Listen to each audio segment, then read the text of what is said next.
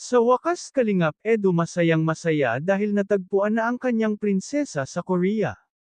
Bago ko ipagpatuloy ang aking reaction video, pakiusap patapusin ang video para malaman ang nilalaman nito, at kung bago ka pa lang sa aking munting channel, paki-subscribe para lagi kang updated sa video ng mga kalingap.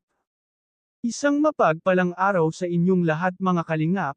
Sa malamig na gabi sa Korea, nakatanaw si Edo sa bintana ng kanyang tinutuluyang apartment. Tahimik ang paligid, tanging ilaw ng lungsod ang kumikislap sa kanyang mga mata. Malayo sa Pilipinas, malayo sa mga taong minsan niyang kinasama at minahal, lalo na kay Vianzi, ngunit kakaiba ang ngiti sa kanyang labi ngayon. Hindi na ito ang dating Edo na laging malungkot at tila may kulang sa puso. Isang gabi, habang naglalakad siya sa isang maliit na cafe malapit sa Han River, doon niya nakilala ang isang babae. Simple lang ang itsura nito, mahaba ang buhok, may maamong mga mata, at may ngiting kayang magpatahimik ng magulong isipan.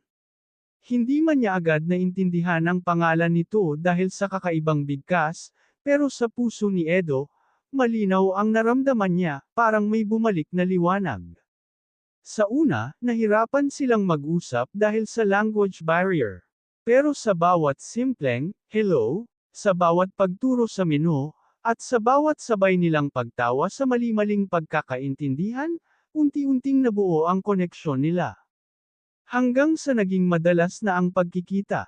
Ipinapasyal siya ng babae sa mga lugar na hindi pa niya napupuntahan, mga park na puno ng cherry blossoms, mga tahimik na kalsada, at mga lugar na puno ng alaala. Doon, unti-unting nabuksan ni Edo ang kanyang puso.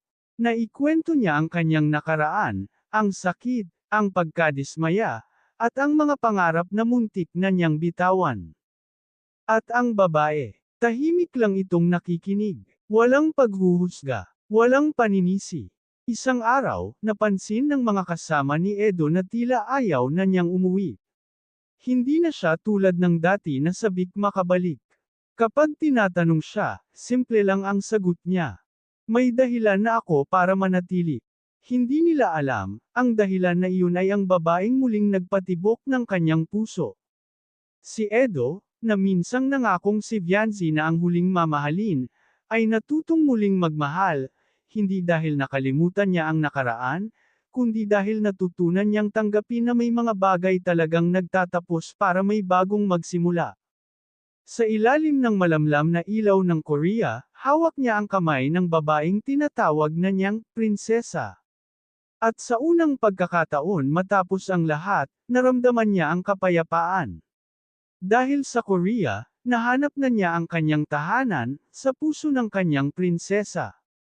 Hanggang dito na lang ang update ko mga kalingap, at huwag natin kalimutan suportahan ang ama ng kalingap na si Val Santos Matubang at ang kanyang anak na si Kalingap Rab. Maraming salamat at God bless sa inyong lahat.